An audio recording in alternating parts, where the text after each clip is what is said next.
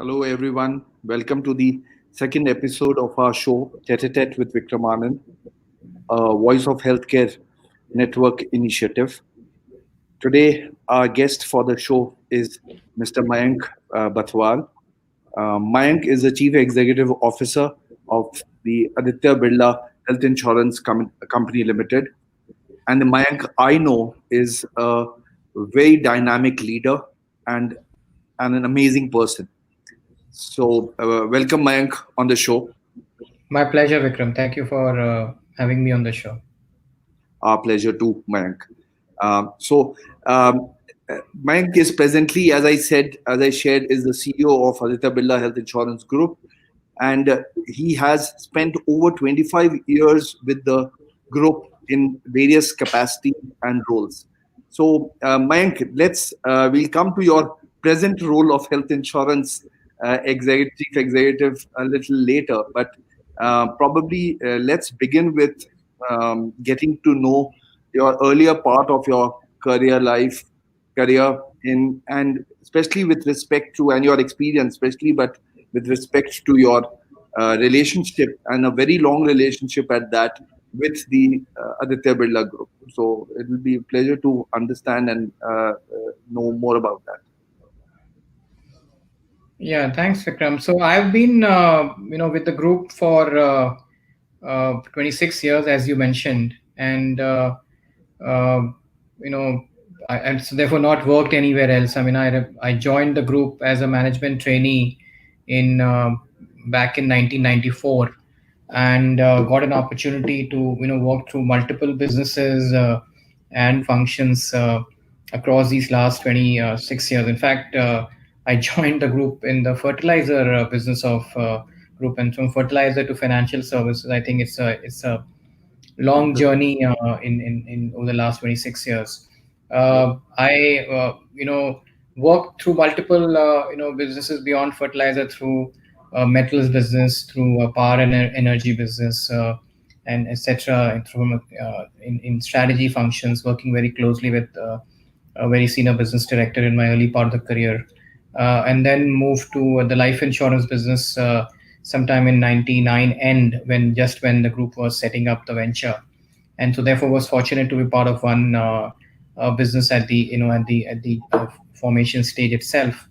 Set up the finance function, became the CFO there. In between, had got an opportunity to work in Indonesia as CFO of the Mhm.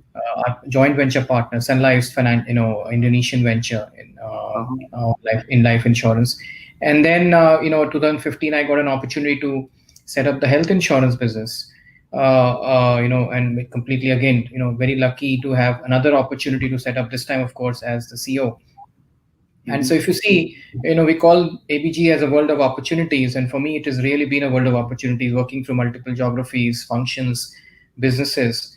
And, very, very happy to, have got that opportunity, and never had, just as a professional, you need more learning opportunity, and, more challenges. And that's what I got in the group. And that's why probably I'm here. I never had the need to at any stage look outside. And now Mayank, setting up a health insurance business, I think it's been a great opportunity. So enjoying that experience as well.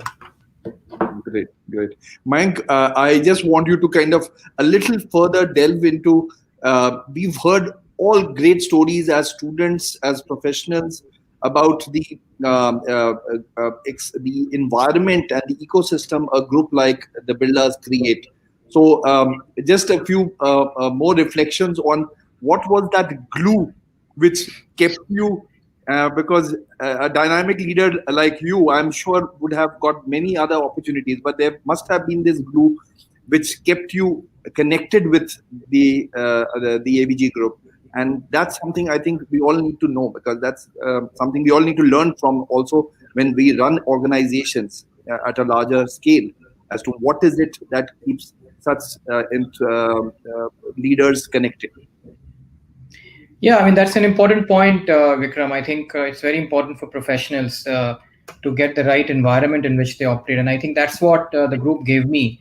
So Mhm. two, three things which actually are important from my perspective, which I guess should resonate with all your viewers as well. One is a constant opportunity to learn and discover yourself and what you are, you can do, what you're good at, right? Because if you're moving through different functions, if you're moving through different geographies, if you're moving through different businesses, you're dealing with newer aspects, every time you make that move. And therefore, those experiences, test you as a professional, and every time you succeed in that, make you even more confident as a professional. So I think that was one big part. And I think one of the biggest focus for our chairman has been on talent and people. And I've had the fortunate opportunity to having worked with him for so many closely with him so many years, having seen him take the group from where he took charge of, unfortunately, when late senior Aditya Vikram Birla ji expired in '95. But and from then to where the group is today, I think tremendous opportunity as a professional to work in this group. The other thing has been about the whole culture, which is about right governance, which is about ethics and the values that the group is all about. And for me, that is very, very important as a professional, that do my personal values in a way are in line with the values of the group, and therefore every day that I'm working, can I work with a completely open mind, that I don't have to worry about what's happening, am I doing the right stuff, and so on, and will I be asked to do the wrong? I think never ever that question will come in in the mind of a professional working in the group, because ethics and values, and our values, we have these 5 values of speed, integrity, seamlessness, and so on. So I think all of these, passion, so I think all of these, commitment, I mean, all of these are very, very important values for, and they very clearly resonate with me, and I think that's one other reason that I there. And I think lastly, I just got to work with some really, really powerful leaders in this, in different businesses. And I think each leader was a new guru for me, because there was so much to learn from each of the leaders that I got an opportunity to work with. And I think each one of them have played a big role in shaping me up as a professional. And today, as I can, if I can say humbly, as a leader of a business. So I think that's what I would say. And I believe, Mayank, this is exactly the kind of beliefs then and the culture which you've kind of grown through the organization. You pass it on further into your team, and which works with you. And I think that's how the system goes on and kind of building around. Yeah, I mean, if whatever you imbibe from the early stages of career is what you kind of as they say, वो चिकना घड़े को आप मट्टी को कैसे भी आप बनाइए, वो it takes that shape, right? So I think that's how I've been groomed as a professional, and therefore it automatically goes through into any organization that any one of us in the group sets up. Yep. And that's where I say the Mayank I know is not only a dynamic leader, but an amazing person, a good human being. I think that's what, in a way, it further enhances you as your personality type within the organization. So great. Mayank, now coming to your present role, I mean, as a health insurance leader and someone who has set up the vertical from scratch, and you've seen the industry over the last decade or more. How do you see the health insurance sector in India over the last decade or more has evolved, and where do you see it going for India?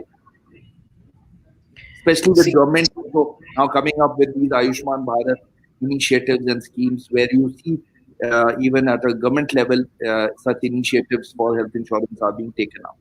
So your reflections on them overall. See, health insurance deals with a very important macro subject of health, right? For any country's growth, there are 2 areas which are, I would say, at a population level, which are, to if you look at any research, are most crucial for their that economy's development, that country's development, and those are 2 areas of education and health. And health insurance deals with the second one, which is health, right? And what does this mean? Firstly, as the government of India says, universal health coverage. How do you provide health coverage to every Indian is, I think, a very, very important part of the, I would say, sustainable growth and development of any economy. And I think health insurance industry plays a very crucial role in that, because what we do is we help in creating access and funding healthcare needs for a large part of the Indian population, which needs that funding to be done.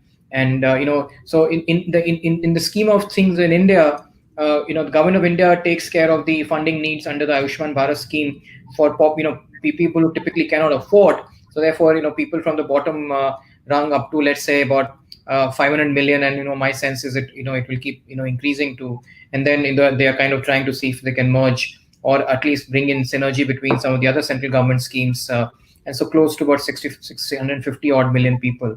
And then there are corporates who provide, and then there are private insurance schemes, saying to everything else is therefore has to come through in some form private insurance, where people will have to fund either fully or as the policy may evolve.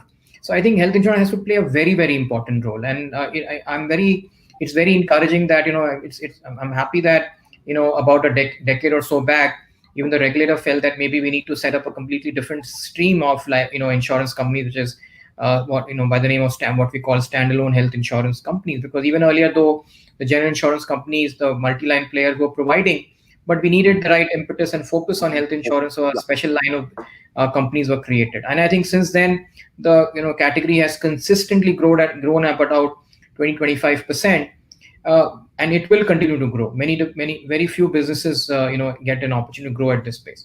But I think the important part that I see over a period of time evolving, and in a role that we've attempted to play, is this the health insurance, is that a role that we can play in driving the whole area of health, because we are not here only to fund health, the full secondary, tertiary care, healthcare expenditure. But I think a role that we can play is how do we promote the whole idea of promotive, preventive, primary care of health, and therefore,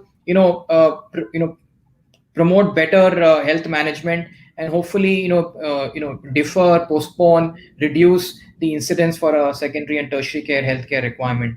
And I think that's where the health insurance industry has been evolving. I'm very happy to say that we have played a role in that evolution, and my sense is the industry will continue to evolve in that direction. But the important point is that this is an offering that every Indian needs. There's no Indian, whether a newborn baby or the senior most person in India, the richest man or the person with the lowest income, everyone needs health insurance. No one wants to go and spend that money in a hospital, irrespective of what their income level can be. And in some cases, of course, affordability is an issue. So and therefore we need to create offerings which cater to full set of healthcare expenditure, and for all segments of the population. And I think the government of India has done a phenomenal job by putting in place the Ayushman Bharat scheme, and that scheme, and more important, the infrastructure that they've put in place, will help the growth of health insurance industry even more in the coming years. Absolutely. Mayank, in fact, very interestingly, as you were explaining the way the industry has evolved, you touched upon a very important subject, and something which has really bothered me over the years, is that you said health is not just about providing an insurance, but in terms of it's a journey where from preventive to curative, and looking at that continuum of care you provide and come around the concerned patient, the concerned policy holder. And that's something I have seen, and I want you to reflect upon it further, because I know you are a strong believer of an ecosystem which works around a person and an individual, and wherein, while I have seen mostly health insurance has been in the past, and I'm happy to see if it's changing, has been seen as a financial transactional episode, if I may say so, where it's just linked to a premium being paid by a policy holder, and that's the only connect an insurance company may have, or unless otherwise, if an episode happens and then the services come around it. Where do you see the value of having a more proactive client engagement or a policyholder engagement kind of a process, where you actually take care of his care, even if the episode isn't there, ensuring that the episode doesn't occur, and you are with them through the whole cycle of care and the impact it has on the relationship. I would love you to share something more on that. It's a very important point, Vikram, and one of the first thing that at least struck me when we were doing the research just before setting up the company is that the category opened in 1986, and of course a lot of innovation happened, but in essence it remained what I would call sickness insurance. That if the customer gets sick, I'll fund the need. Now, that is very Exactly. important. Let me not Yes. in any way undermine the importance of that. Underline. Yeah. That Yeah. because that's a very a serious episode in the life of the consumers, and that's where we play a role. But the fact is, in health insurance, what comes first? Health comes first. Insurance comes second, right? So insuring is important, but health, to my mind, is even more important. And what do I mean by that is that what will make the consumer happy and engage more with the insurance company, and what will make the insurance company be more sustainable. If the final event of a curative care, I mean the claim incident hospitalization is less in the and the consumers can stay healthy, right? Which means Yeah. a combination of getting healthier consumers into the pool and also keeping the pool of consumers more healthy. And how can Yeah. that happen? That cannot happen just by paying a claim in the case of a event. It happens by creating through access through of the product, creating an ecosystem which creates both access, funding, and information advisory role and all of that for customers to deal with their health in the way it is important for them, which means a healthy consumer remains healthy. A person with a condition can manage that. A person with more serious incidents again can deal with that issue. And I think that's where this whole issue of and I think the regulatory mechanism also is now supporting that. But like we brought in this whole feature that you take care of your health and we will incentivize you. Or if you have a any lifestyle condition, then we will provide you a health coaching which will supplement a doctor and help you manage that. Because if I have diabetes, I may have to live with diabetes. I mean, they aren't proven reversal of diabetes cures right yet, right? I mean, they aren't. And so therefore if I manage my diabetes well, I can live a very healthy life. But why should an insurance company come to know of diabetes only when it leads to hospitalization? Why can't I work with the patient? Because in the interests are completely aligned. Insurance companies want to keep their customers healthy. The customers want to stay healthy. So why can't we make that relationship more sticky and on an ongoing basis, and especially in this digital era where engagement can be done on a regular basis? I think that's what our mantra has been: health first, and insurance in any case is there. And I think you create an access to the right, and if you do that right, I think it can create a very sticky and a very powerful relationship, and not just between the patient and the payer is the insurance company, but also the triage of patient, provider, and payer. And I think that can make the entire ecosystem very, very I would say sustainable. And I think, as you rightly said, that once the patient or the policyholder sees that you are trying to go beyond just covering him for an episode, and you are supporting him through this whole continuum of care, the transparency between these three players, the provider, the payer, and the policyholder, is going to grow. And I think this is going to become very disruptive in terms of initiative as a leader you have taken through your program. And I think I'm a strong believer that this should go a long way once the payers get to connect with the policyholders beyond just a transactional relationship. So great. Thanks, Mayank, for giving an insight into your initiative and this program. Now, I'm going to ask you something very basic, and you might feel that, hey, Vikram, this is something basic about health insurance you are getting me to. But I think this may be on the mind of a lot of people. See, some of us are very fortunate when we have to plan our health insurance cover. I can talk about myself. My brother has been in the insurance sector for the over 30 years. So we as a family, all of us look up to him, and he guides us onto what kind of a cover we need to have and how kind of top-ups or whatever services work, and diseases, especially considering the disease shift which has happened and non-communicable diseases are growing. So some of us may be fortunate enough for someone being there to guide us, and with some of our own experiences, we know where, have a sense what to take in form of a cover. But most people at times, I have, and my friends group also I have seen, are lost with how much should the cover be, what should be the guidelines or the framework one should follow to as a journey. If you're starting as a professional, as a journey, say to 25-year-old guy, what is it that how he thinks looks at a health cover? So very generic question, but I think with you being around, I would want you to share and give everybody a kind of a basic framework how to go about health insurance, knowing well that it's so critical. Yeah, I mean, as you said, Vikram, it might sound basic, but actually, unfortunately, not everyone, necessarily, does what is important. And I think it's a very important question, right? Because, and now we are seeing in COVID times, what are unfortunately many people going through. I mean, it's so unfortunate because it's so unprecedented and no one thought about it. But I think it's time like this which just wake us up and, realize need not just for insurance, but also right amount of insurance and the right kind of kind of insurance, right? So I would say that there are a few factors which play in in deciding. One is the size of the family, whether you're and the fact that everyone needs to be covered, not just you. Unlike, let's say, life insurance, where typically the income earning member takes insurance on themselves, but here is everyone, right? Because health is relevant to everyone. It's a family subject. So are you buying for yourself? Do your parents have it? Your children, and so on and so forth.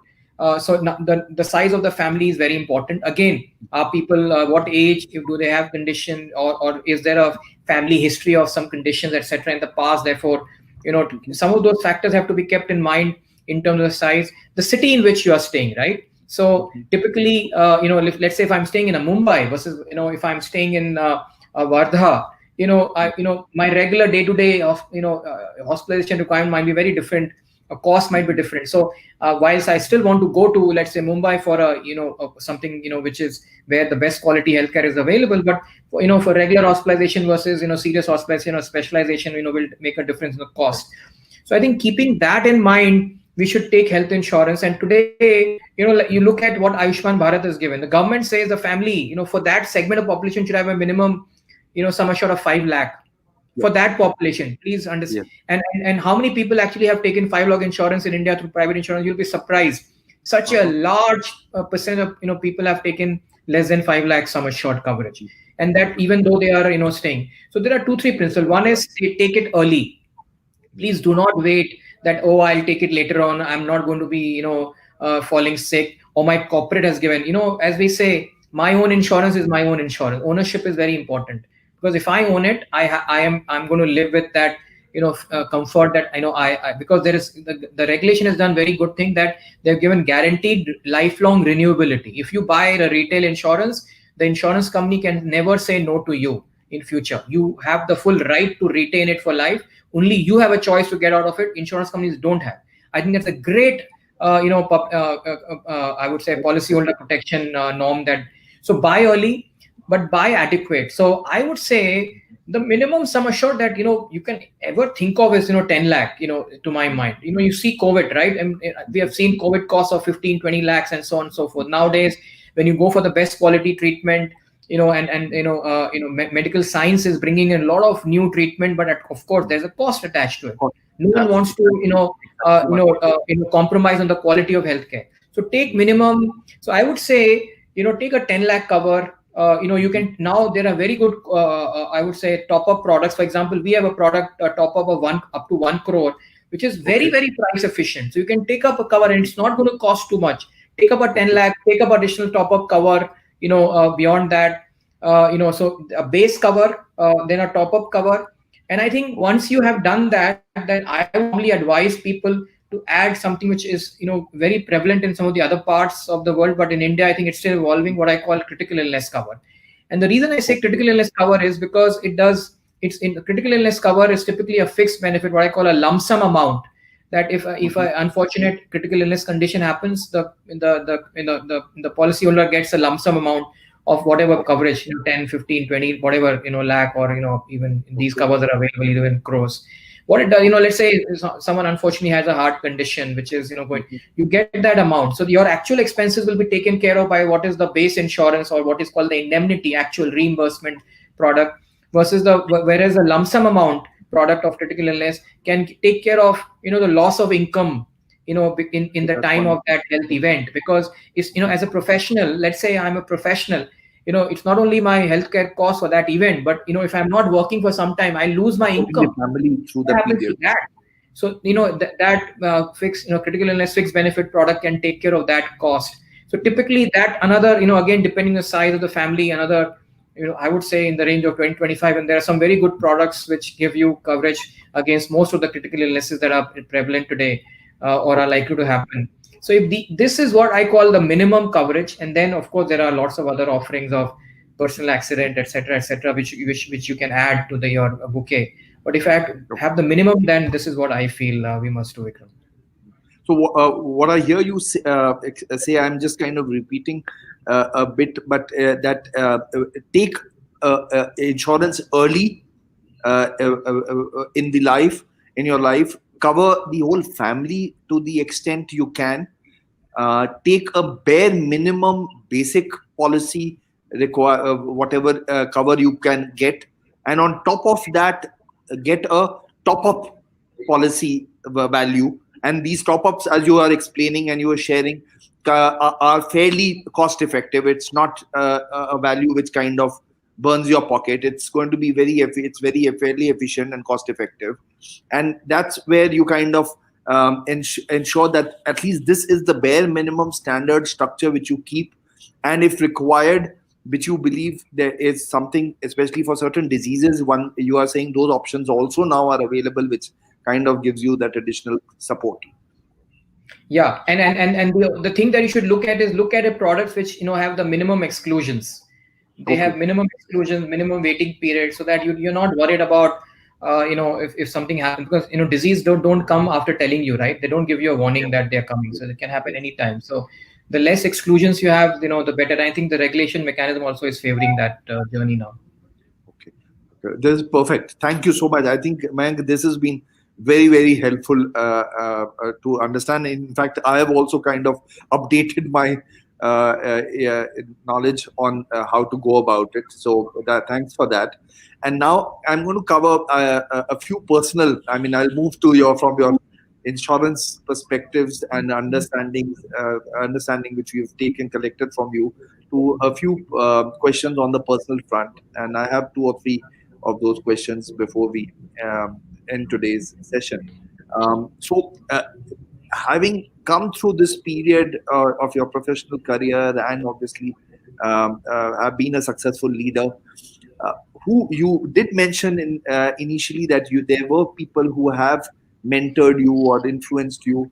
So who you believe have been some a few people in your life who have mentored you or have had an influence with you, and if you can share your experience. So I And the next ultimately, to that, I'll just add another part to that, and maybe you could answer both together. And I would want to certainly know what's Mayank's mantra of life, and as to what is it, that belief which helps you drive as a person, kind of gives you the required energy to kind of in making things happen. So I'm kind of adding the two questions together. sure. So, Vikram, ultimately, as they say, right, your gurus leave a lot of, you know, influence on you. And I've been very fortunate to have, my leaders whom I've worked with. So, when I joined the group, I got an opportunity to work with a very senior business leader who was managing multiple businesses at the same time. And so I learned something from him. And my what I learned from him is that even at that age, he was in mid 50s when I joined, and I was just a 25-year-old, less than 25 when I joined. I worked with him, is lifelong learning, something that I got to learn from. And he would never gentleman, the name of Mr. B.N. Puranmalka, he would never hesitate in asking me a question, and he would not feel, oh, how can I ask this youngster a question, right? If there's something which is a new area that he would say research and come and brief, tell me how does it work and all. So I worked with people like him. Then I many other senior business directors. I've been very fortunate to work with very senior business leaders across my tenure in the group. When I moved into the life insurance business, a very senior ex-banker who came and joined as the CEO of that business. A lot from him. My current kind of boss, the head of the financial service business, Ajay. So I've been very, very fortunate to, when I was in Jakarta, I had a boss who was from US, and a person from a very different background and very cultural, how and people have very different ways of working. So in that sense, one is you normally get a manager who's maybe a few years more experience with me. Somehow, fortunately for me, it's been people who've really been like right there at the top in their respective fields, and so maybe I've just been too fortunate to work with these gurus and who have actually shaped my career, my way of thinking. I've been influenced a lot by our chairman. The way at a very young age he took charge of the group and the way he grew that. And please keep in mind, in an era which was just opening up, right? He took charge of the group in '95, and we had gone into liberalization. The country was just opening up, and there was. He was absolute visionary. Sorry. No, I'm saying he was an absolute visionary. Yeah, and the vision. So having interacted a lot with him over these 20, I so much influenced by his way of thinking, the way he deals with people, so much humility, so much compassion, empathy. I think it's really really fortunate. And then outside world, I've there are people. One of the things that I've and I'm just combining the points that you mentioned. See, 2-3 things that I've believed in is that we are working in an environment which is changing so rapidly that if you are not a lifelong learner, and if you feel whatever I've learned will take me ahead, I think we are missing the point, right? It's no longer a world of mentorship alone. It's a world of reverse mentorship. I have to learn from people who are below me because they brings new skills that I don't have today, right? So I think we have to constantly learn, discover ourselves, explore, try out new things, which is what I said. I got an opportunity in the group, and if that is what will actually keep us going, because it's things that used to happen in a century are happening in a decade. Things which used to happen in a decade have happened in a week, which is what COVID has shown us, right? Things have changed in a week's time, in months time in COVID, which we thought, it will take a decade's time. So it's very dynamic environment where your competitor will come from. So I think that's another area, that how do I constantly know what's happening, not just in my industry, but also in completely disparate industries, because what will be relevant to my industry from that, we don't know today, right? Amazon is a big threat to financial services today, because of the data that Google is a big threat to financial services today, right? So what's happening in the Amazon and the Google world is very important, and there, someone whom I really follow very closely is a guy with the name of Peter Diamandis, who's the co-founder of Singularity University, and his work on exponential technologies. I follow him very closely. I'm really I like the work that he's done, the books that he's written. If you read that, that's really a thing. And so and a few other readers, people like him, which I think who are talking about how the world will shape in the future, which will actually impact every industry, by the way, not just one or two, but every industry, technology, digital, all of them exponential. The whole concept of abundance, and there'll be nothing scarce if you really have that mindset. So I think that is very important.